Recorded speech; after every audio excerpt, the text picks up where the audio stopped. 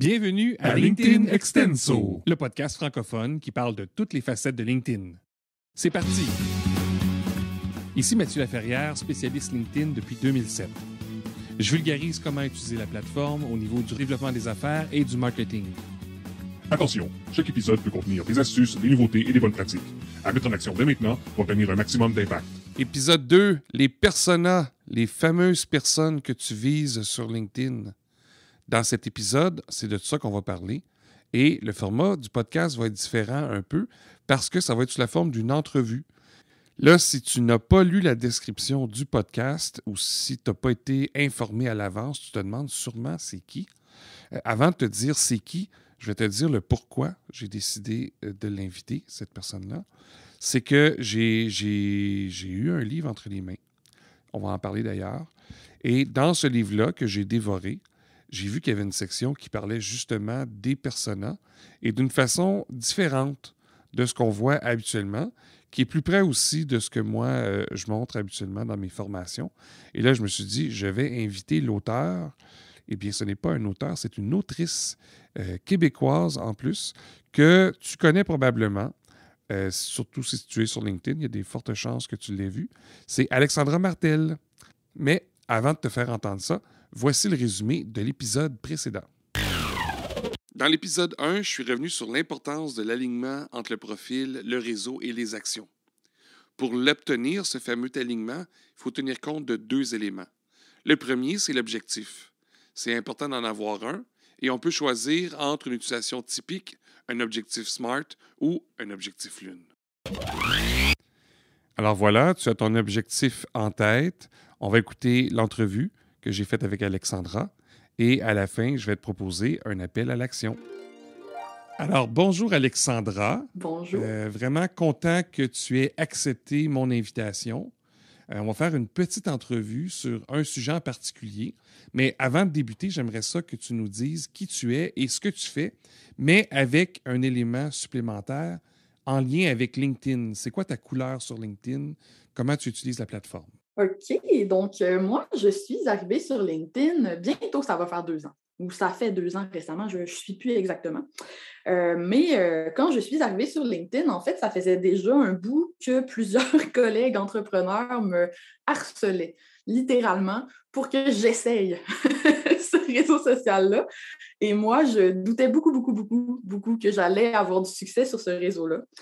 Notamment parce que je pensais que c'était très corporatif et très plate. C'est un peu la réputation, si on veut, de ce réseau-là. Donc, je suis copywriter, j'enseigne la rédaction persuasive à des entrepreneurs et j'ai un style d'écriture qui est très familier. C'est ça ma marque, c'est ça mon brand. Je vais utiliser des anglicismes, je tutoie, je parle de n'importe quoi. Puis j'avais un peu peur, en fait, de la réception que j'allais avoir sur ce réseau-là.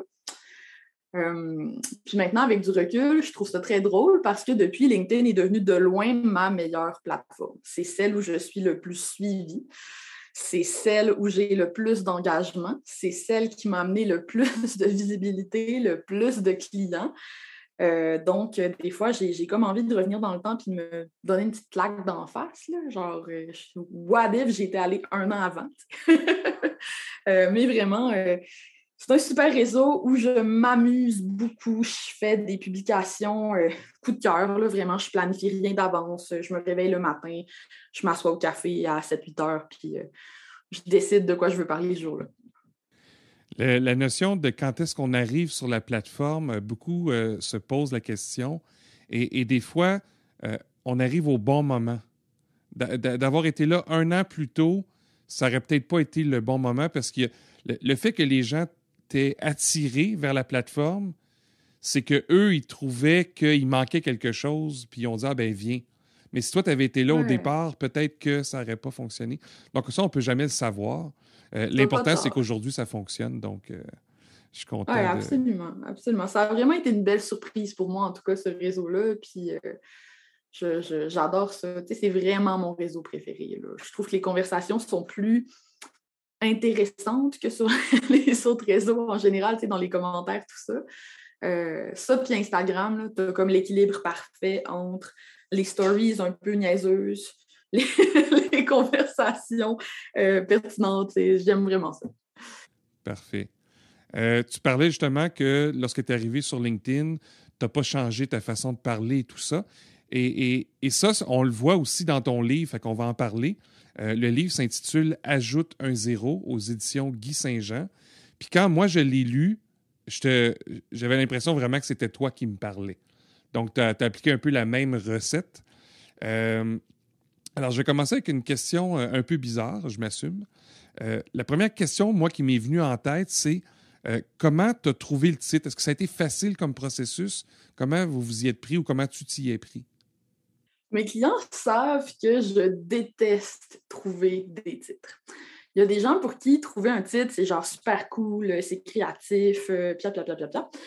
Moi, c'est l'étape de l'écriture, par exemple, d'une page de vente ou quoi que ce soit, que je déteste le plus. Et ça a toujours été comme ça.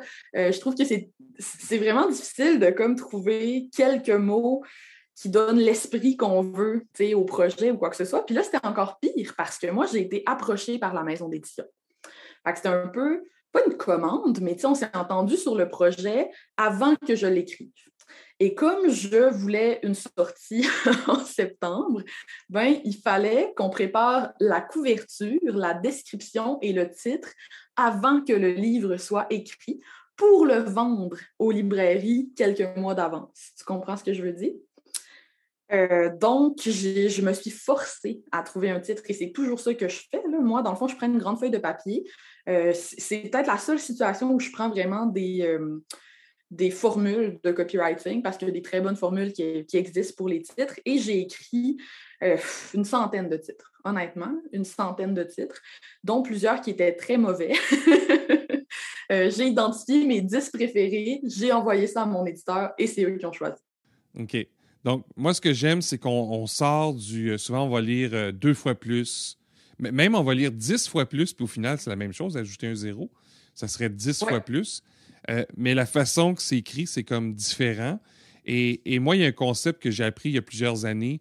C'est que tu as des heures à 10 tu as des heures à 100 des heures à 1000 $. Puis l'objectif, c'est pas tant de tout multiplier par 10, mais d'avoir de plus en plus d'heures qui vont être dans le 1000 puis le 10 000, puis enlever les heures qui sont dans le 10 $. Fait que c'est ça que je retrouvais dans le titre. Absolument. Puis, quelque part, c'est multiplié. Ajoute un zéro, oui, à ton chiffre d'affaires, si tu veux, ou à tes prix ou quoi que ce soit, mais quelque part, c'est aussi ajoute un zéro dans ton temps libre. C'est un peu ça le message du livre, là, je pense, au final, c'est que je veux que les gens comprennent que c'est possible en fixant nos prix à la valeur plutôt qu'en échangeant tout le temps notre temps contre de l'argent, d'avoir plus de temps pour exister, pour créer, puis pour faire ce qu'ils préfèrent dans leur business. Good. Je vais sûrement enlever ça au montage. C'est bon, peut-être pas. Alors, tu vas peut-être même laisser ça. Non? Je vais peut-être laisser ça, c'est ça. L'épisode d'aujourd'hui porte sur les personas de LinkedIn. Rapidement, je reprends ma méthode en 7 étapes. Puis la deuxième, c'est les personas. Donc, les gens qu'on cible sur la plateforme. Dans ton livre, tu mentionnes également les termes avatar et client idéal. D'ailleurs, client idéal, je pense que c'est celui que tu as gardé tout au long. À la page 62, donc soyons précis, tu parles de l'exercice enfantin qu'il faut prendre au sérieux. Donc, j'ai fait exprès d'exagérer la pause et il n'y en a pas dans le titre. Mais c'est parce que j'ai assisté aussi à au moins 2 webinaires où est-ce que tu présentais, tu animais, puis tu abordais toujours un peu le sujet en 2 temps, un peu mi-figue, mi-raisin. Est-ce que tu peux nous dire pourquoi? En fait, c'est que j'ai l'impression que beaucoup de gens n'aiment pas l'exercice du persona, avatar, client idéal, peu importe comment tu veux l'appeler, dont moi, en fait. Moi, les premières fois où on m'a présenté ce concept-là, genre d'inventer un personnage imaginaire dans ta business, je trouvais ça vraiment bébé. J'avais pas envie de le faire. J'ai retrouvé, quand j'écrivais le livre, mon premier exercice de persona que j'ai fait là, dans un coaching avec Stéphane Fock. Puis j'avais écrit comme 5 mots vraiment génériques sur ma page. Puis ça m'intéressait pas parce que je comprenais pas vraiment comment utiliser de manière concrète cet outil-là. Puis j'ai un esprit un petit peu plus rationnel, mettons. Fait que moi, je trouvais que c'était comme dans les airs, là. Je saisissais pas en quoi ça allait m'aider de créer un profil aussi précis dans mon entreprise. Puis finalement, j'ai changé d'idée, là. J'ai fait un, un 180 degrés total sur la question. Donc, quand je parle de l'avatar, j'essaie tout le temps de s'adresser aux gens qui ont la même croyance que j'avais à ce moment-là. C'est-à-dire de les convaincre que, OK, en ce moment, tu penses ça, là, mais what if tu te trompais? Et si, dans le fond, c'était réellement important, puis j'essaie comme ça, tu sais, capter leur attention puis de faire en sorte qu'ils ne survolent pas rapidement cette partie-là qui est tellement importante du livre ou d'une formation ou quoi que ce soit, comme moi, je l'ai fait beaucoup trop longtemps. On se rejoint là-dessus et probablement que c'est une des premières leçons à avoir lorsqu'on se lance en affaires. Au début, on a peut-être faim un peu, le rêve était grand, on a sauté un peu dans le vide. Et là, on prend des choses, on ne sait pas trop. Moi, en tout cas, si je retourne quand je suis parti à mon compte, je ne savais pas trop avec qui je voulais travailler, je ne savais pas trop ce que je voulais leur offrir pour vrai. Là. Ça a été un peu n'importe quoi dans les 2-3 premiers mois. Jusqu'à temps que, OK, avec eux, ça a bien fonctionné. Avec eux, oups, j'aimerais ça, oublier ça. Donc, Ouais, je te non, rejoins. voilà, on passe tous par là, je pense. Cette espèce d'étape-là où on ne veut pas cibler une personne en particulier. Tu sais. Puis ça fait que quand j'interviens avec des clients, souvent, leur avatar est complètement désincarné. Là. Ils ont tous le même. OK? C'est genre femme ou homme, tel âge à tel âge, l'écart d'âge est genre super gros. Il a un bon revenu et donc il a de l'argent. Puis c'est ça leur avatar. Tu sais. C'est pas un avatar. Ça. Puis ce qui n'est pas très utile, c'est difficile à trouver comme ça sur LinkedIn. D'ailleurs, tu présentes dans le livre, c'est ce que j'ai aimé aussi, une méthode en 3 étapes pour faire le portrait de son client idéal. Donc, 1, brainstorm. 2, créer un humain en chair et en os. Et 3, explore les profondeurs. Et la question que j'ai pour toi, c'est est-ce que tu crois que ça s'applique sur LinkedIn? Et si oui, comment? Ça s'applique fois 1000 sur LinkedIn. En fait, il y a comme 2 visions, je pense, de l'avatar du client idéal. Puis je pense que c'est ce qui fait que les gens sont un peu confus. Il y a des gens qui le voient presque comme une étude de marché un peu. Ça sert à identifier c'est qui les types de personnes qu'on va cibler dans l'entreprise, mais de manière vraiment plus démographique. Genre, moi, je n'utilise pas le client idéal de cette façon-là. Pour moi, mon client idéal, c'est un outil de prise de décision. C'est-à-dire que mon client idéal, c'est un archétype. C'est vraiment un ami imaginaire que moi, elle s'appelle Camille. Et Camille, c'est presque une vraie personne, entre guillemets. Je sais quel âge elle a, qu'est-ce qu'elle fait dans la vie, c'est quoi son film préféré, puis plein de détails vraiment inutiles sur son existence. Et la raison pour laquelle je l'ai autant incarné que ça, c'est que ça me permet de répondre à des questions simples comme est-ce que ce sujet-là, je devrais en parler? Qu'est-ce que Camille en pense? Si Camille pense que c'est une bonne idée, je le fais. Sinon, je ne le fais pas. Est-ce que cette stratégie-là, je devrais l'essayer? Ben, est-ce que Camille aimerait ça? Si Camille aimerait ça, je le fais. Si elle n'aimerait pas ça, je ne le fais pas. Ça devient un outil de prise de décision vraiment extraordinaire. Puis ça ne veut pas dire que je vais juste attirer des Camilles, mais moi, ça accélère les choix que je fais dans ma business. Puis s'il y a une chose qui est difficile pour moi, c'est de prendre des décisions. Je suis le genre de personne qui ne veut pas se fermer de porte puis qui n'a pas de bon sens. Ça me prend 1000 ans choisir ce que je vais manger au resto. Puis des fois, je cours après la serveuse parce que j'ai changé d'idée depuis que j'ai prononcé ma commande. Okay? Je suis ce genre de personne. Fait que c'est devenu un outil pour orienter, en fait, mes décisions dans ma business. Puis quand je publie sur LinkedIn, ben, je n'ai pas à me questionner sur qu'est-ce qui va intéresser toute la planète, puis est-ce que telle personne va me juger, puis est-ce que ça n'a pas de bon sens. J'ai juste à me demander, Camille, elle aime tout ça? Oui, non. Final bâton, je fais mon post, j'appuie sur publier. C'est un peu comme ton sounding board. Ben oui, totalement, totalement. C'est un sounding board imaginaire. C'est vraiment... c'est extrêmement pratique. C'est un outil. C'est vraiment comme ça que je le vois. Donc, il y a le volet où est-ce que tu décides qu'est-ce que tu publies ou pas, ou comment tu abordes un sujet peut-être. Est-ce que tu t'en sers aussi pour ceux que tu acceptes dans ton réseau ou ça, c'est plus large?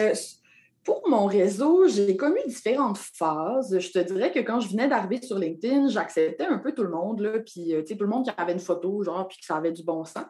Maintenant que j'ai un plus gros réseau, j'essaie d'être plus sélective. Là, je regarde vraiment, est-ce que c'est une personne qui est active sur LinkedIn?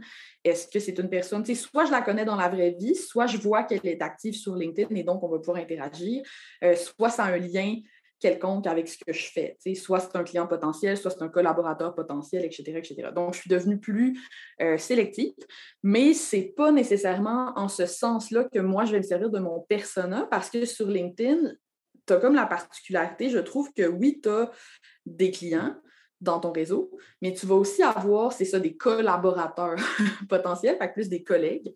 Et moi, j'accepte les deux, évidemment. Ouais. Parfait. Puis il y a une différence aussi entre le réseau et l'audience, des gens qui veulent ton contenu, tandis que l'autre, des gens qui veulent bâtir des liens. Puis je pense que ça, c'est plus ou moins clair pour les gens sur la plateforme. Donc, il y a une anecdote en tout cas, quelqu'un qui était venu vers moi un moment donné et qui a dit « Hey, j'ai 15 000 contacts, qu'est-ce que je fais maintenant? » Là, j'ai comme fait « De quoi, qu'est-ce que tu fais maintenant? » Ben, est-ce que je peux leur vendre des choses? Puis, ben, je sais pas, comment t'es ajouté? Ah, n'importe qui. OK. Puis toi, tu fais quoi? Je peux faire n'importe quoi. Ben, OK, fais-le n'importe quand. Tu sais, je veux dire, je peux pas t'aider. Tu n'as pas d'objectif, ben puis tes personas, c'est n'importe quoi. Il n'y a rien en commun. Tu sais, non, c'est vraiment ça. Puis, ça, c'est bon. Une chose qui m'aide aussi avec Camille, c'est que Camille, oui, c'est une personne incarnée, mais ce n'est pas une personne qui est fixe dans le temps. C'est-à-dire que moi, Camille, c'est une personne qui évolue. Donc, je sais, elle était comment quand elle débutait, elle était comment quand elle était intermédiaire, puis elle était comment quand elle était avancée. Puis je crée des contenus qui répondent à cette même personne-là, mais à tous les stades. Parce que j'ai des formations, des produits, j'aide des gens qui sont débutants, qui sont intermédiaires, qui sont avancés.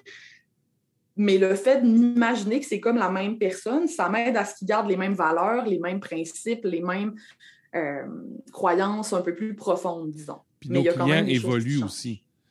Voilà, en donc, plein c'est normal. Puis, tu vas avoir des produits, des fois, où tu vas chercher quelqu'un qui est vraiment débutant. Donc, Camille, là, je vais m'imaginer pour ce post-là, Camille, quand elle était vraiment débutante. Puis d'autres fois, je cible un peu plus des gens en croissance ou quoi que ce soit. Là, je vais m'imaginer Camille 5 ans plus tard. Donc, c'est pas non plus... ça peut être un peu intemporel là, à ce niveau-là, je trouve. Parfait. Donc, ça, c'est le volet LinkedIn. On revient rapidement au livre. Ton livre, il est en vente. Il est disponible à différents endroits. Je voulais savoir, toujours mes questions bizarres un peu, comment vont les ventes? Ça, c'est drôle. OK. Moi, j'ai une business en ligne, Mathieu. OK? Donc, je suis habituée de tout savoir constamment, tout le temps, sur tout ce que je vends. Je sais quand la personne a cliqué, c'est quand elle a acheté, c'est quand elle a été rentrée dans mon infolettre avant ça. Puis, tu sais, j'aime ça, savoir ça. L'industrie du livre au Québec, c'est vraiment pas ça. C'est beaucoup plus archaïque. Donc, je n'aurai pas de chiffre exact des ventes de mon livre avant 6 mois encore. C'est un peu déroutant pour moi qui suis habituée de suivre mes chiffres de proche. Tu sais, c'est vraiment, ça me fatigue, mais c'est parce que chaque librairie rapporte ses ventes un petit peu comme ils veulent, tu sais, puis tu sais, les librairies indépendantes, il n'y a pas vraiment de standard. Donc, tout ce que j'ai comme indice pour savoir si mon livre vend bien, c'est le feedback que j'ai, le fait que j'ai fait le palmarès sur leslibraires.ca pendant plusieurs semaines, ce qui était quand même très, très rassurant pour moi, et le fait que à ma maison d'édition, ils me disent on a beaucoup de commandes à l'entrepôt, ce qui normalement est bon signe, parce que ça veut dire que les librairies en recommandent, en rachètent. Mais j'ai pas de chiffres, et ça me fait suer. En tant que personne qui est habituée d'avoir des chiffres. Surtout que moi, c'était ça l'objectif du livre. J'encourage vraiment les gens à ne pas l'acheter, tu sais, à moi directement. Je ne le vends pas sur mon site web. Mon but, c'est d'avoir de la visibilité avec ce livre-là. Donc, je veux le vendre en librairie pour que les libraires le mettent beau sur un présentoir, qu'il soit visible et que j'ai des achats impulsifs qu'on appelle, là, que je me fasse découvrir, en fait, par un plus grand nombre de gens à travers ce nouveau médium-là.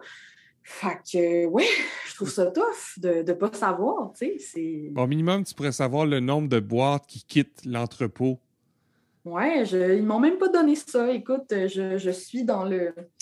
Tu sais, je suis dans le noir absolu. Je sais que j'ai crié quand j'ai vu que j'étais deuxième au palmarès des libraires là, en octobre. Pour le prochain livre, ce qu'ils font, c'est qu'ils mettent un lien, exemple un Bitly ou quelque chose d'autre, mais pour aller chercher un élément supplémentaire. Et Ouais. ça permet de faire un peu le lien, d'avoir quelque chose d'un peu plus rapide que 6 mois, parce que 6 mois, Ouais, puis quand d'aller même, chercher c'est... des leads aussi. Mais encore là, c'est pas nécessairement tout le monde qui va aller chercher le Exact, c'est truc. ça. Tu sais. Mais ça permet d'avoir Ouais, un c'est ça. aperçu. Non, c'est clair, c'est clair. Ouais. Parfait. Mais je pense que ça va bien. Tu sais, honnêtement, les signaux que j'ai, sans avoir les chiffres exacts que j'aimerais avoir, c'est que ça va bien. Mais je ne pourrais pas faire de beaux post-mortem avant 2022. Ouais. Parfait. Où est-ce que les gens peuvent se le procurer? Donc là, tu as dit pas nécessairement sur ton site web. La Ouais. meilleure place au Québec, ça serait quoi? Ta librairie indépendante préférée. Moi, c'est ce que je préférerais. On peut aller le commander, par exemple, sur leslibraires.ca, ce qui permet de commander à un libraire indépendant près de chez vous. Sinon, c'est sûr qu'il est sur Renaud-Bré, il est sur Indigo, là, tout ça. Mais moi, j'aime bien encourager les librairies indépendantes. Fait que, petit encouragement de ce sens-là. Puis en France, il est dispo à la Librairie du Québec à Paris, qui livre partout en France. Donc, c'est pas mal le meilleur moyen là, de l'obtenir de l'autre bord de l'océan en ce moment. Parfait. Donc, moi, dans les notes de l'épisode, je vais mentionner comment une personne en France et une personne au Québec peut gagner une copie du livre. Donc, le livre va être expédié chez eux. Donc, j'explique tout ça dans les notes. Ça va permettre de faire voyager le livre encore plus. Ben oui, c'est cool. Une autre question, est-ce que tu vas être au Salon du livre de Montréal qui a lieu dans les prochains jours? Absolument, je vais être au Salon du livre et je t'avoue que je trouve ça vraiment excitant parce que moi, j'étais le genre d'enfant qui allait au Salon du livre. Bon, moi, c'était celui du Saguenay, mais j'y allais à chaque année, puis je passais la journée au complet là-bas. C'était n'importe quoi, là. Je parlais à tous les auteurs, même de livres qui n'avaient même pas rapport avec une enfant. Je trouvais ça fascinant comme lieu. Donc, c'est un peu un rêve d'enfance d'être moi comme autrice au Salon du livre. Je trouve ça vraiment excitant. Donc, je vais y être vendredi le 26 novembre de 14 à 15 heures et de 17 à 18 heures précisément. Donc, c'est ma journée. Le salon va être plus petit cette année à cause de la pandémie. Oui, il est en 3 temps, ce que j'ai compris. Oui, c'est vraiment plus complexe. Il y a moins d'espace, donc il y a moins de tables. Donc, les auteurs ont des plus petites plages horaires. Mais j'ai quand même très hâte, puis je pense que ça va être le fun. J'ai vraiment pas aimé non plus tant que ça dédicacer les livres des gens qui avaient précommandé parce que quand je sais pas c'est qui, je sais pas quoi écrire. Tu comprends ce que je veux dire? Oui, Mettons le absolument. tien, ben, je sais c'est qui Mathieu. Fait que, c'est plus personnalisé, j'ai plus de plaisir. Mais j'ai Fait aimé qu'au ça, ce que salon, tu as c'est... fait. J'ai vu une personne qui avait montré ça sur LinkedIn, ou qui a montré ça. Tu as mis un encadré, puis tu as dit on remplira ça ensemble lorsqu'on va se voir. Quand on va se voir en personne. Je trouve que c'est tellement une bonne idée. Ah ouais, parce que c'est ça, je trouvais ça un peu désincarné, hein, c'était comme plate. Puis là, au salon, ça va être cool d'avoir la personne devant moi, de pouvoir échanger quelques mots avec les gens, tu sais, avant de se dédicacer, puis tout ça. On dirait que ça va être plus trippant. J'ai hâte. Parfait. Je terminerai avec 2 questions. Un conseil ou une astuce à mettre en place rapidement sur LinkedIn. Ça peut être en lien avec les personas ou pas, mais quelque chose que tu vois que les gens ne font pas, puis c'est comme passer à côté de quelque chose d'important. Ouais, je pense que de plus en plus, il y a une sensibilité à la rédaction persuasive sur LinkedIn, puis j'en suis vraiment contente. Tu sais, je vois de plus en plus de gens qui osent écrire moins corpo, tutoyer, pas nécessairement tutoyer des fois, mais juste utiliser des phrases un peu plus familières, un peu plus fun. Déjà, ça, c'est un bon pas en avant que vous pouvez faire, je pense. Mais ce qui fonctionne le mieux, je crois, c'est d'aller encore plus loin. T'sais. Je pense que les gens en ce moment qui ont le plus de résultats sur LinkedIn, c'est souvent des personnes qu'on ne pourrait pas changer la photo de profil et faire semblant que c'est quelqu'un d'autre qui a écrit le post. T'sais. Qui ont tellement infusé de leur vocabulaire, leurs expressions, leurs intérêts dans les petites histoires qu'ils racontent, dans les mots qu'ils utilisent, que ça devient très, très, très évident. Tu n'as même pas besoin de savoir que c'est telle personne qui l'a écrit, c'est évident juste en lisant le texte. Puis pour moi, c'est ce qui fait la différence entre un bon créateur de contenu et un excellent créateur de contenu. Ça fait que les gens t'entendent dans leur tête quand ils te lisent. Puis c'est vraiment, tu sais, mon conseil pour les gens, ce serait de se déniaiser un peu par rapport à ça, de se relire à voix haute plus, en fait. De se relire à voix haute, puis de se dire, est-ce que ça sonne comme un robot qui essaie de m'imiter ou est-ce que ça sonne comme moi? Puis si ça sonne comme un robot qui essaie de t'imiter, ben qu'est-ce que tu pourrais changer pour que ça te ressemble plus? Un bon conseil, se relire à voix haute. Je le dis des fois aussi à mes enfants quand je vois qu'il n'y a pas de virgule et que le paragraphe fait 6 lignes. Je dis, OK, essaie de le dire à voix haute sans respirer, puis on s'en reparlera. Ben non, c'est ça permet vraiment d'ajouter un rythme qui est plus naturel. Ouais. C'est Bien un truc de base, mais c'est un truc qui fait une grosse différence rapidement. Parfait. Alors, la dernière question. Est-ce qu'il y aurait une question que tu aurais aimé que je te pose et tu n'auras pas besoin d'y répondre? Tu pourras juste la poser. Tu peux y répondre si tu veux aussi, mais je trouve ça drôle de juste la mentionner. Ou sinon, une chose que tu aimerais ajouter qu'on a peut-être abordé trop rapidement, selon toi, pour clore l'entrevue. OK. Oui, je pense que... OK, je sais de quoi je veux parler. Tu sais, quand on réfléchit au sujet qu'on veut aborder sur nos réseaux sociaux, au sujet qu'on veut aborder sur LinkedIn, on se dit, bon, c'est qui mon client idéal? T'sais? Puis on a tendance à imaginer ce persona-là comme étant prêt à acheter. C'est-à-dire que notre client idéal, on se le représente dans notre tête comme quelqu'un qui comprend notre valeur déjà, qui a le budget déjà, qui est prêt à passer à l'action déjà. Puis c'est une belle fiction, puis c'est parfait quand tu écris ta page de vente, parce que ton but, c'est que les gens qui arrivent sur ta page de vente, ils soient presque prêts à acheter. C'est ça. Voilà. Mais sur tes réseaux sociaux, je trouve qu'on devrait y aller plus en amont. Moi, ce que j'aime faire pour trouver les sujets dont je veux parler sur LinkedIn, c'est me demander, Camille, avant d'être cette personne-là qui voit la valeur du copywriting, qui est prête à acheter mes formations, qui me trouve hot, puis pertinente, puis belle, puis intelligente, c'était quoi ses croyances d'avant? Qu'est-ce qui a changé? C'est quoi les déclics qui se sont passés dans sa réflexion? Je te donne un exemple pour ajouter un zéro. Pour convaincre quelqu'un de s'intéresser au pricing de valeur, ben, il faut en premier que je lui démontre à quel point c'est jambon de charger à l'heure, s'il charge à l'heure. Si je n'arrive pas à faire ce changement-là, il ne va pas nécessairement s'y intéresser. Donc, mon contenu sur mes réseaux sociaux va être beaucoup axé sur ces croyances-là que je veux changer, beaucoup plus que sur mon client idéal vraiment parfait qui est prêt à acheter. Puis c'est un peu un conseil en même temps, mais voilà, tu sais, d'utiliser le persona pas juste comme quelque chose qui est figé, mais comme quelqu'un qu'on peut faire évoluer. Tu sais, comment tu peux faire pour créer ton client idéal avec LinkedIn? Comment tu peux faire pour prendre quelqu'un qui n'est pas encore ton client idéal et le transformer en ton client idéal avec ton contenu en changeant ce qu'il croit, ce qu'il pense. Puis ça, c'est les meilleurs posts. Entièrement d'accord. Et un élément aussi, c'est que oui, on peut faire progresser les gens un peu étape par étape. Ils sont à l'étape zéro, ils ne connaissent pas, ils ne savent même pas qu'ils ont un problème, etc. Ce que j'aime aussi, c'est quand on fait un travail comme ça, c'est d'identifier les moments où est-ce qu'on a l'attention de la personne. Et moi, j'ai dit ça à un moment donné à une personne qui était conseiller financier. Puis là, sur LinkedIn, tu sais, je vais parler de mon taux, puis de telle assurance, puis de ci, puis je suis comme 90% du temps, tu vas me tomber sur les nerfs, ça ne m'intéresse pas. Fait que j'ai dit, c'est quoi les moments où est-ce que je dois absolument te lire?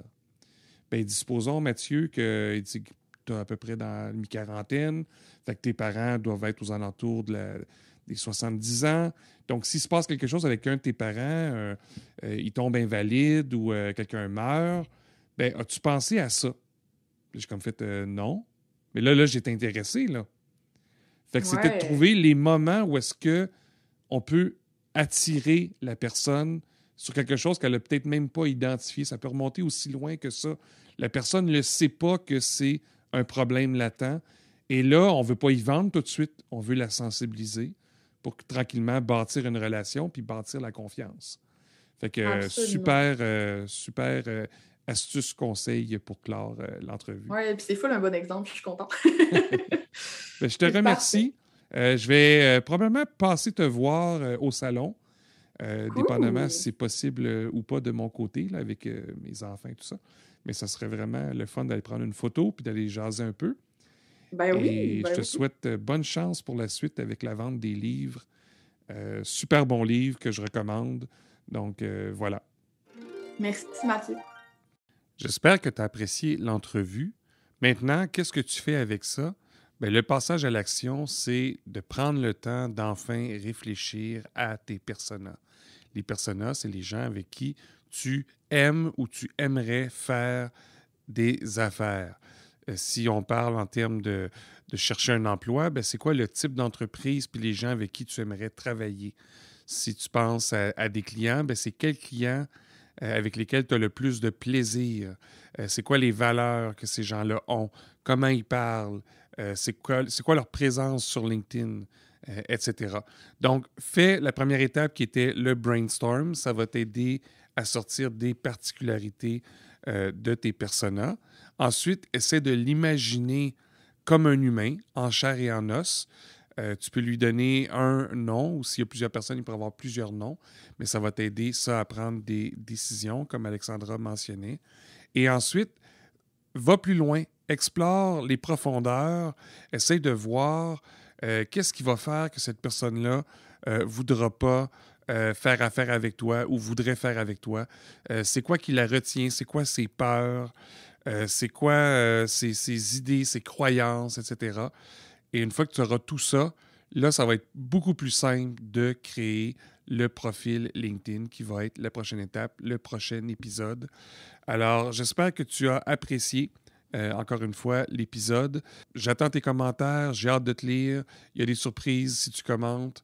Donc, fais-moi signe. Si tu décides de m'inviter sur LinkedIn, écris un petit mot comme quoi que c'est via le podcast. Pour moi, c'est important. Et voilà, je te souhaite une super belle journée. À la prochaine.